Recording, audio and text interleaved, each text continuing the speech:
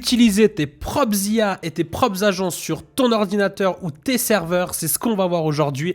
Let's go, c'est parti. Ok l'équipe, donc je suis super content de vous retrouver aujourd'hui. Pas sur N8N comme d'habitude, mais vidéo très intéressante que ça fait un moment que j'ai envie de tourner. Qu'est-ce qu'on va voir aujourd'hui? On va voir comment est-ce que tu peux déployer réellement une IA sur ton PC, sur ton Mac ou bien sur un VPS chez Infomaniac par exemple. On va voir aussi les limites, le temps que ça prend, etc. en full CPU sans avoir de GPU, ce qui est la majorité finalement des cas que je rencontre. Comme ça, tu vas pouvoir faire tes petits tests pour ton entreprise, pour toi en privé, peu importe, tu vas t'éclater. Je vous ai préparé un petit repo sur GitHub finalement, où je vous ai préparé un petit Dockerfile que vous n'avez plus qu'à télécharger, où je vous ai mis finalement Ollama qu'on va pouvoir télécharger, qui est le premier logiciel qu'on a besoin pour effectuer tout ça. Je pense que la majorité des gens qui sont sur cette chaîne connaissent Ollama. Si ce n'est pas le cas, c'est pas grave du tout. C'est tout simplement un logiciel qui va te permettre de déployer en un clic finalement la majorité des LLM open source qu'il y a sur le marché. Donc, si on va au niveau des modèles, tu vois que tu as tous les modèles des grandes maisons, style DeepSeek, Gemma, Queen, Llama, bien évidemment. On a tous ces modèles-là qui sont à disposition, Mistral également que tu peux voir ici. Mais je vais te faire directement le petit détour là-dessus. Comme tu as pu certainement le voir au sein des vidéos et par exemple des posts LinkedIn, les gens qui te disent « j'ai déployé DeepSeek sur ma propre machine ». Alors c'est vrai à moitié. Pourquoi ? Vous pouvez voir ici que par exemple le DeepSeek 671B prend 404 gigas au niveau de la taille. Courage, force pour déployer ce modèle-là sur votre propre infrastructure et encore plus sur votre propre PC, vous n'y arriverez jamais. Donc ce qui nous permet de déployer, c'est là où je vais en venir, ces modèles sur nos propres infrastructures, c'est le fait qu'ils sont passés par une étape de quantisation. Donc qu'est-ce que c'est en deux mots la quantisation? L'exemple qui est tout le temps repris et qui est très bon, c'est le fait d'une image. Donc tu vois, tu as une image qui est par exemple en 4K et qui prend passablement de place à être stockée, et ben tu vas diminuer la qualité de cette image pour qu'elle prenne moins de place au stockage. Donc effectivement, ça va avec une petite perte de précision, mais avec une grande finalement économie au niveau de l'infrastructure que tu as besoin pour faire tourner ce modèle. Ok? Si on rentre un peu plus dans les détails, il faut que tu t'imagines que chaque modèle a un nombre, a 1 milliard de paramètres. Là, typiquement, ce modèle-là a 7 milliards de paramètres d'office. Donc, ces paramètres, ces poids, finalement, sont stockés sous un certain format qui est ultra précis et qui prend de la place au sein de l'infrastructure, au sein de la mémoire, si tu le veux bien. Donc, Claude m'a généré un petit dashboard pour te montrer tout ça. Imaginons pourquoi le dashboard n'est pas comme d'habitude. Attention, bon, c'est pas grave, on peut le voir comme ça va très bien aussi. On s'imagine que pour un Llama 70B, donc s'il est en full, qu'il est en 16 bits, qu'il est stocké de cette manière, qu'il y a un nombre à virgule, tout simplement, il va prendre 140 Go de mémoire. Il passe par une étape de quantisation, on va diviser par 2 la mémoire qu'il va prendre. S'il repasse par une autre étape de quantisation, et cette fois-ci, tous les poids sont stockés en 4 bits, on a perdu un peu de précision. Voilà, au niveau des performances à prendre avec des pincettes, ça a été généré par Claude en tout cas, mais il prend plus que 35 Go au niveau de la mémoire. Ok ? On divise par 4, 75% d'économie, et c'est ça qui va nous permettre, via Ollama, de le faire tourner sur un Mac, un PC, etc. Donc j'espère que c'est plus ou moins clair, sinon je vous laisse vous renseigner. C'est pas forcément le sujet de la vidéo et je vais en faire un post LinkedIn un peu plus précis si jamais. Voilà. C'est juste pour vous dire, c'est ça qui nous permet de faire tourner les modèles. Donc ne croyez pas les gens. Quand vous voyez, j'ai fait tourner un DeepSeek, c'est pas le DeepSeek auquel tu as accès via l'inférence finalement qu'ils mettent eux à disposition. C'est vraiment pas la même chose. Donc voilà, fin de la parenthèse. Nous, ce qu'on va faire, on a deux choses. J'ai installé sur mon PC donc un MacBook M1 Pro avec 16 Go de RAM, donc il se fait vieux, c'est pas non plus un M4 ou quoi que ce soit avec 32 Go de RAM, etc. Donc c'est correct, mais voilà, c'est pas non plus une machine de guerre. J'ai installé Ollama avec WebUI que je peux vous introduire maintenant, qui est le deuxième logiciel qu'on va utiliser. Donc Ollama pour télécharger nos modèles, donc c'est bien sympa de parler avec eux sur un terminal, mais nous ce qu'on veut c'est via une réelle interface. Donc ça ressemble à quoi? Ça ressemble à ça, c'est une interface type ChatGPT avec laquelle vous allez pouvoir sélectionner le modèle que vous avez téléchargé via Ollama et tout simplement chatter avec lui. Et donc c'est vraiment génial, c'est vraiment bien foutu. Et ensuite on va faire la même chose mais sur un VPS que j'ai déployé chez Infomaniac. Je précise, c'est en full CPU. Je vous referai une vidéo avec une spec bien plus grosse, avec du GPU, etc. dès que j'aurai accès à tout ça. Mais j'ai pris ce VPS là à 46 francs par mois, donc qui est le VPS Cloud, pas le Lite, entrée de gamme d'Infomaniac, qui dispose de 4 CPU et 12 Go de RAM. Okay, donc c'est très peu pour faire ce qu'on va faire, mais vous allez voir que c'est déjà pas mal. Donc voilà, comme dit, je vous ai préparé tout ça, donc on va le suivre pour télécharger finalement tout ce qu'on a besoin au sein de notre VPS. Mais avant tout, on va tester du coup sur notre Mac M1 comment ça fonctionne. Donc moi j'ai déjà tout téléchargé. Vous voyez qu'ici sur mon Docker Desktop, j'ai mon petit volume et mon image, surtout WebUI qui tourne et qui est active. Donc si je viens ici, d'une fois que vous avez installé Ollama, c'est une ligne de commande à chaque fois, hein, donc je vais peut-être pas vous montrer ça, surtout que je vous ai préparé un repo pour le faire tout ça de manière automatique, mais vous mettez Ollama et vous avez toutes les commandes que vous pouvez rajouter. Donc typiquement, on peut lister les modèles qu'on a téléchargés. Avec Ollama list, hein, c'est explicite. Moi, j'ai le Queen 3 4B ici qui est téléchargé et qui prend 2.6 Go de mémoire. Ensuite, on peut télécharger des modèles avec Ollama Pool, suivi du nom du modèle. C'est exactement ce qui est renseigné ici. Hein. Vous pouvez copier à chaque fois cette commande, ça va fonctionner. Et pour supprimer les modèles, la même chose que Pool RM avec également le nom du modèle. Tout simplement, nous ce qu'on va faire, c'est qu'on va run du coup le modèle Queen 4B. Donc celui que j'ai téléchargé, on y a accès, vous voyez, en ligne de commande ici. Et je vais lui dire, salut, comment ça va? À savoir que tu vois, ce qui est assez marrant, c'est que c'est des modèles de raisonnement, tu vois. Donc Thinking, ils vont faire leur étape de raisonnement avant de nous répondre. Et tu peux voir que c'est super rapide. Hein. Honnêtement, c'est bluffant, c'est ultra rapide. J'avais fait une vidéo similaire il y a quelques mois. C'était catastrophique comparé à ce qu'on a maintenant sur des modèles de raisonnement, je le rappelle. Quelle est la capitale de la Suisse avec 3 S? On va pas trop s'attarder là-dessus, on va passer directement sur WebUI pour vous montrer tout ça. La Suisse et Berne, c'est parfait. On sort de là, on clear le tout et on peut se retrouver sur WebUI qui, tu peux le voir, est en localhost. Donc pour l'instant, ça tourne sur ma machine. On n'est pas encore passé sur le VPS, je le rappelle. Tu peux venir sélectionner ici Queen 3.4B, donc tu auras tes modèles qui vont apparaître d'une fois que tu les as téléchargés. Et on peut faire la même chose. Quelle est la capitale de la France, par exemple? Là, on peut voir que la rapidité, elle est toujours au rendez-vous. Tu peux déployer, c'est exactement la même chose. Ça fonctionne super bien, franchement c'est bluffant. Donc tu vois, tu as déjà ta petite installation qui tourne en local et qui fonctionne bien avec un modèle de raisonnement, je le rappelle. Et franchement, OpenWebUI, là, c'est super bien fait, quoi. Enfin, c'est vraiment bluffant. Donc ça donne pas mal d'idées pour la suite. Enfin bref, on va passer aux choses sérieuses maintenant. On va comparer après la différence entre ce qui fonctionne sur mon Mac et ce qui fonctionne sur le VPS. À savoir que d'après ce que j'ai vu, sur des Mac mini, tu peux faire tourner des choses assez incroyables hein, avec les nouvelles puces qu'ils ont sorties. Enfin, les nouvelles sont plutôt nouvelles, mais les puces qu'ils ont sorties Apple, c'est vraiment compatible avec ce genre de choses, donc ça fonctionne super bien. Ce qu'on va se faire, c'est déjà se connecter à distance sur notre VPS que j'ai déjà déployé. Je vous refais pas ça. On le déploie sur Infomaniac, clé SSH. On l'ajoute à notre petit point config, comme ça on n'a plus qu'à faire SSH, le nom qu'on a choisi, et la connexion se fait d'office. On se retrouve maintenant sur Debian, donc notre serveur est bien vide, hein. Et ce qu'on va faire, c'est se rendre sur le README que je vous ai préparé, donc qui a été rédigé par OpenAI, bien évidemment, on va pas se casser la tête à faire ça, il y aura peut-être quelques modifs à faire, et de toute façon, ce repo est amené à évoluer. Pour l'instant, il n'y a pas grand-chose, c'est juste pour que vous puissiez vous amuser sans trop vous prendre la tête, mais on va y ajouter pas mal de choses, comme dans la vidéo par exemple de Colmedine, si vous l'avez vu, c'est celle qui m'a inspiré à tourner cette vidéo-là, où il a ajouté Supabase, etc. Donc c'est vraiment sympa.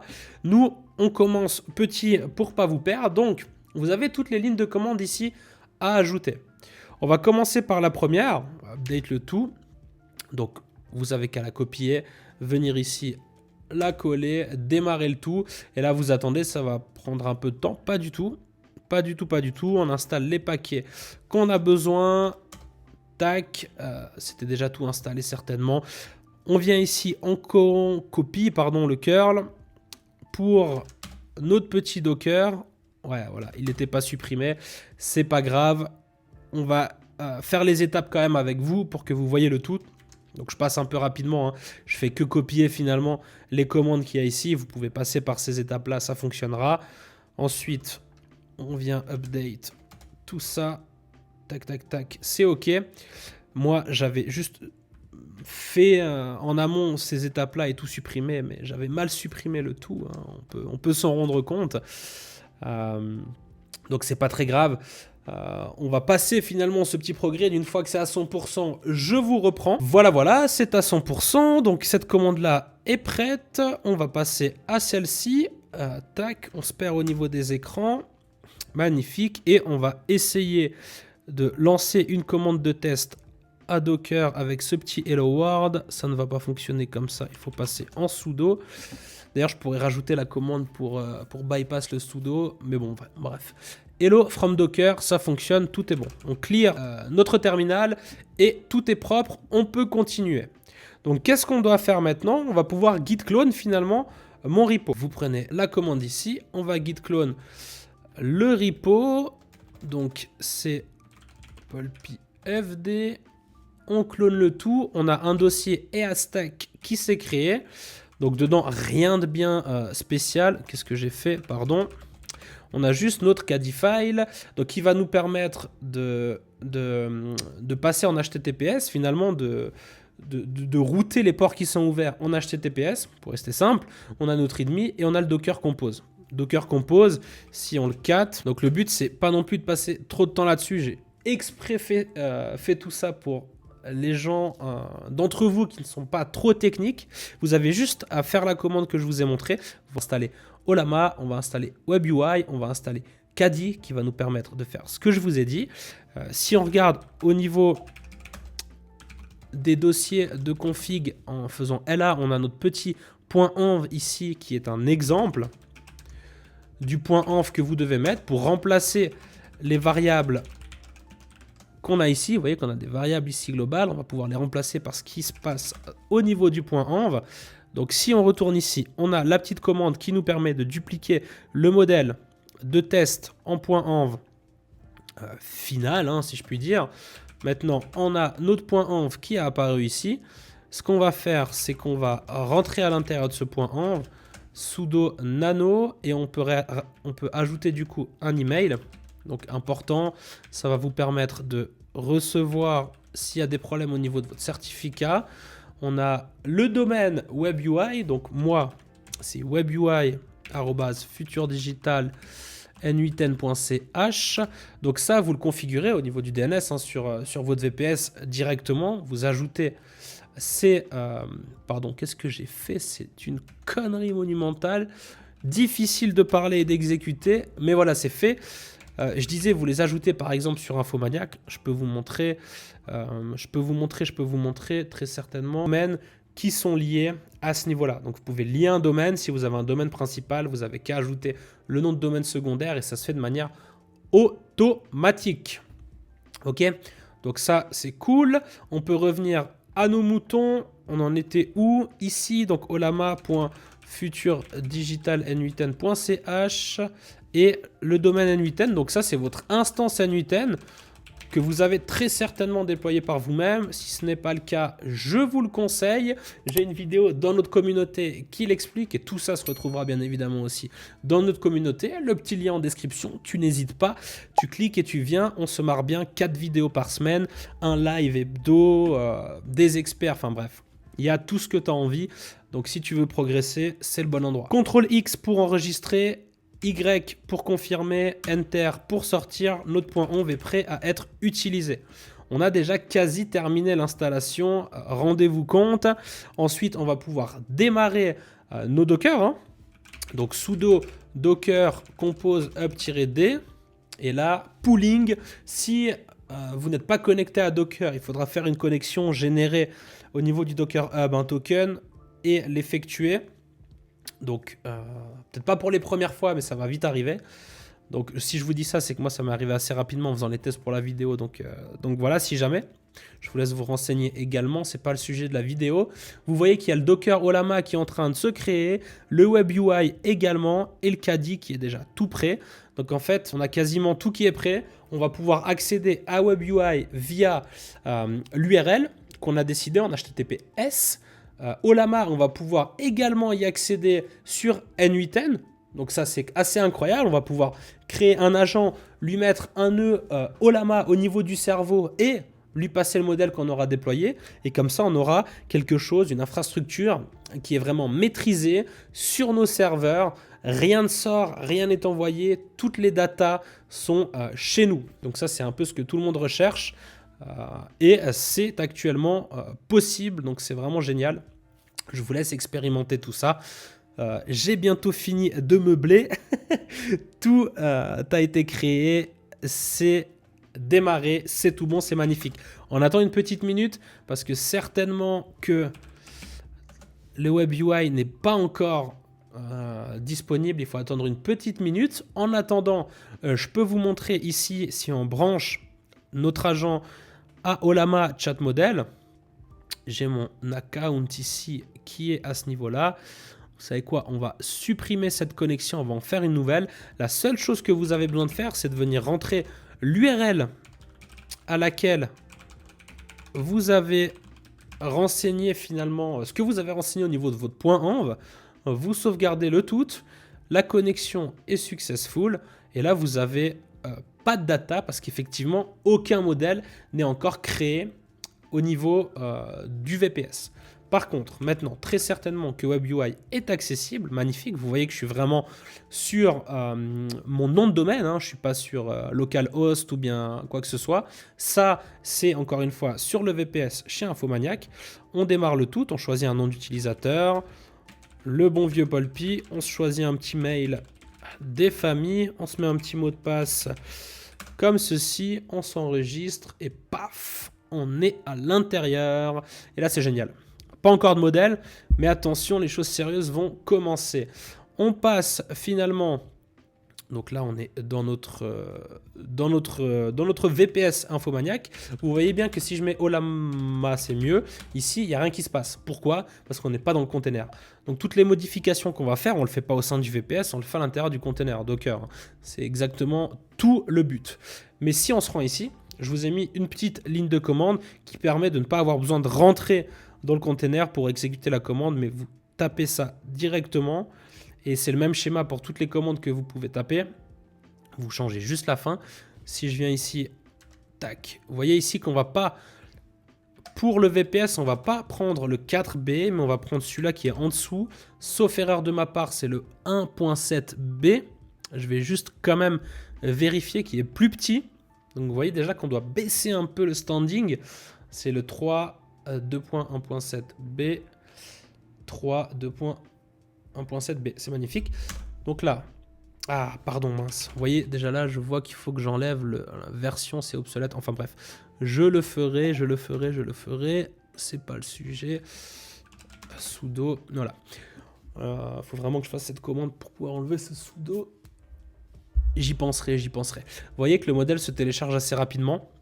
Et d'une fois qu'il va être téléchargé, bah, il va être disponible et sur N8N, via le nœud Ollama que je viens de vous montrer, et sur Web UI pour les conversations.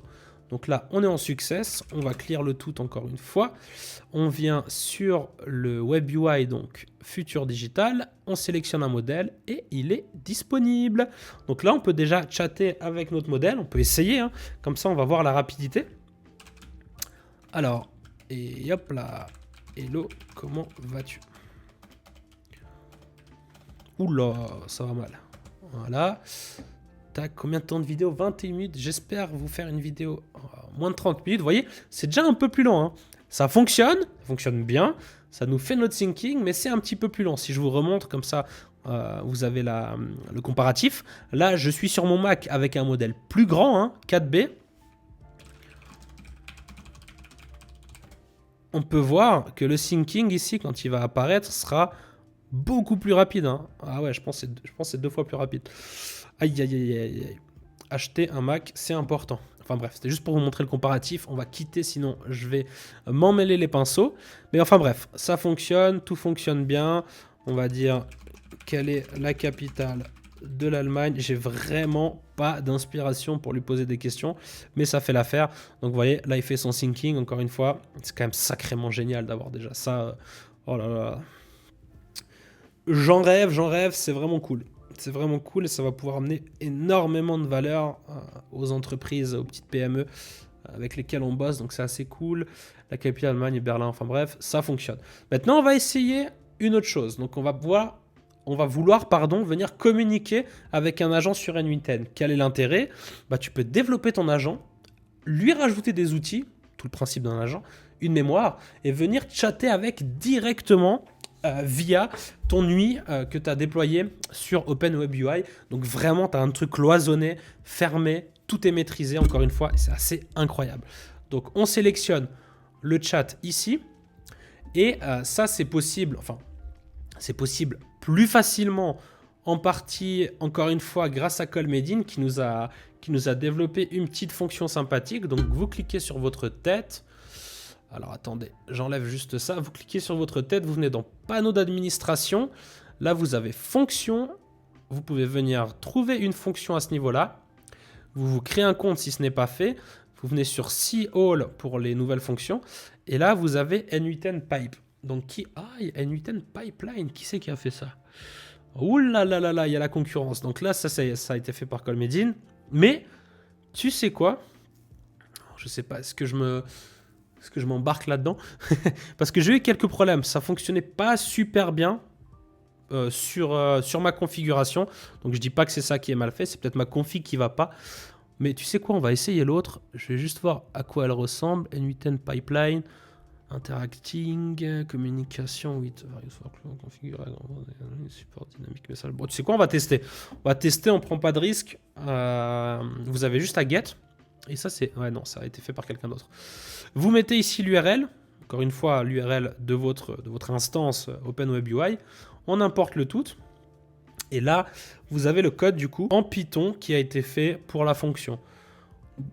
Je vais juste voir ce qui se passe à l'intérieur de cette histoire. Ok, bon, ça peut être chiant.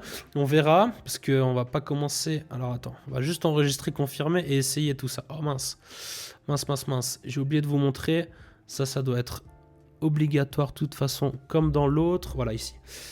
Vous devez ajouter l'URL de votre webbook, forcément, hein, sinon ça va pas fonctionner. On se rend bien compte. Donc, on prend l'URL de production ici. Et on vient l'ajouter à ce niveau-là. Tac. Et je pense que c'est tout. Vous savez quoi, on va essayer, puis on va être guidé par les erreurs. Très certainement. Ok, donc ça c'est bon, c'est enregistré. Si on clique ici, n'oubliez pas de l'activer. Parce que vous voyez, là, si on ouvre une nouvelle conversation, pas disponible. Par contre, si on vient dans le panneau d'admin, qu'on vient dans fonction et qu'on l'active, et que maintenant on se crée une petite conversation sympatoche, on a N8N Pipeline. Donc on va essayer directement. Voilà. Donc quoi, je me suis embarqué. Donc erreur du ring. Okay. Ah mais c'est sûr, c'est exactement ce que j'ai dit. Parce qu'on n'a pas mis d'authentification. Donc attends, on va régler ça comme des gros dégueux, mais rapidement pour la vidéo. Donc on vient au niveau du panneau d'admin, au niveau des fonctions, au niveau de ça. Et on va venir... C'est pas ici, on va venir supprimer tout ça. Ouais, c'est nickel. Beau geste. Beau geste. On enregistre. Tac. On revient ici. Et là, normalement, toujours pas non-type. Alors, qu'est-ce qui se passe? Est-ce qu'il exécute? Ah, j'avais juste oublié d'enregistrer. Cette fois-ci... Ah, c'est bien comme ça, vous voyez des petites erreurs. Encore une fois. Aïe, aïe, aïe, ça fonctionne, c'est magnifique. Alors, est-ce que ça va fonctionner? Typiquement, la fonction qui avait été créée, du coup, la première pipe N8N, j'avais vraiment des problématiques à la faire fonctionner. Ouh là là, et là, ça fonctionne, c'est magnifique. Donc, vous voyez, là, ça a directement communiqué avec mon agent sur N8N. Oh là là, mais qu'est-ce que c'est beau. Donc, moi, ce que je vais venir faire, c'est ajouter un outil. Donc qui va juste rechercher des lignes dans mon Google Sheet. J'allais dire des rows dans un sheet. Ça allait presque être énervant. Et on va essayer de faire fonctionner cet outil. On va essayer, je dis bien. C'est un petit modèle, c'est une petite config. Donc on va voir si est-ce qu'on peut déployer un agent sur un petit VPS comme ça, full CPU, rien de plus. C'est ce qu'on va voir à l'instant. J'ai bien sauvegardé, oui. Qu'est-ce que j'avais mis déjà, cet utilisateur, dans mes informations sur une facture? Ok, ouais, donc, attends, il y a un truc, je crois que c'est Muller. Qu'est-ce que c'est? De toute façon, c'est des fausses infos. Je peux vous montrer Garage Muller, ok. Ok, donc on va venir ici, tac, tac, tac. Ah ouais, il y a ça qui vient à chaque fois, qui prend un peu de temps. Est-ce qu'il y a une facture pour le Garage Muller? Et là, ça va très certainement prendre un peu de temps si ça fonctionne. On peut aller voir ici. Oh non, au niveau de notre VPS. Vous voyez, il y a tout qui est full. donc il prend tout ce qu'il peut. C'est logique. I don't have access. Alors, qu'est-ce qu'il a fait? Ça n'a pas fonctionné. Attention. Attention. Je n'arrête pas la vidéo tant que ça n'a pas fonctionné. Je préviens directement. On va essayer d'être plus explicite. Recherche avec l'outil. Si tu trouves une facture au nom du Garage Muller. Est-ce que ça va fonctionner? On va tout faire pour. Je veux qu'il déclenche l'outil et qu'il me fournisse une réponse. Ça serait vraiment sympathique. On est à 29 minutes. Il reste plus que quelques secondes. Coup dur pour le joueur franco-suisse. Je ne peux pas chercher une facture. Bon, on va changer le prompt. On va y arriver. C'est quelle exécution? C'est celle-ci. Mais tu me déclenches l'outil ou quoi? Tu me déclenches si l'utilisateur te demande des informations. Tu dois absolument... Ah, j'ai la flemme de faire un prompt précis. Tu dois absolument utiliser l'outil que tu as à disposition si l'utilisateur te demande des informations sur une facture. Pas besoin d'informations spécifiques. Jamais de faire de négatif normalement. Ah, bref, c'est pas grave. Spécifique pour ça. Ok, c'est catastrophique, hein, mais je veux juste qu'il se déclenche. C'est mon but principal. Ok. Il n'y a pas de mémoire de toute façon. Hop là. Là, cette fois-ci, je le sens bien. C'est très certainement la bonne. On va réussir à faire quelque chose. On est dans les arrêts de jeu, hein. Aïe. Mais c'est quand même déjà fou, hein. Mais avec un plus gros modèle, on a déjà réussi. Je pense sur un petit Mac mini, là, avec un modèle à disposition, ça tourne sans problème, à mon avis. Même des plus gros, enfin, surtout des plus gros modèles, là, on se rappelle, hein, on est sur un minuscule modèle. Mais on va quand même réussir à faire quelque chose. J'y crois dur comme fer. Moi d'ailleurs, dites-moi en commentaire, déjà si vous êtes encore là, merci. Et dites-moi si vous avez déjà utilisé, si vous avez déjà mis en production ce genre de solution pour des clients, ou pour vous-même d'ailleurs. Enfin, en production pour vous-même, ça ne veut pas dire grand-chose, mais si vous avez essayé de faire des choses un peu plus poussées du coup, que vous avez un pipeline qui fonctionne correctement, qui n'a pas trop de bugs, qui tourne un peu plus rapidement que ce qu'on est en train de faire là. Mais attention, hein, j'ai un petit espoir. Si ça prend du temps, c'est potentiellement... Oui, monsieur! L'outil a été déclenché avec succès. Oh là là, vous voyez comme c'est beau? On a bien fait d'attendre. C'est magnifique. L'exécution ici, l'outil a été déclenché. On a Garage Muller, 12,05, 843 francs. 12,05, 843 francs, c'est tout en local, c'est sur un VPS, sur Infomaniac. On utilise des agents avec un tout petit modèle. Oh là là, c'est trop beau. Fin de la vidéo. N'oubliez pas de rejoindre la communauté si tout ça vous intéresse. Surtout, n'arrêtez jamais d'apprendre, c'est super important. C'était Paul Pi. Bye bye.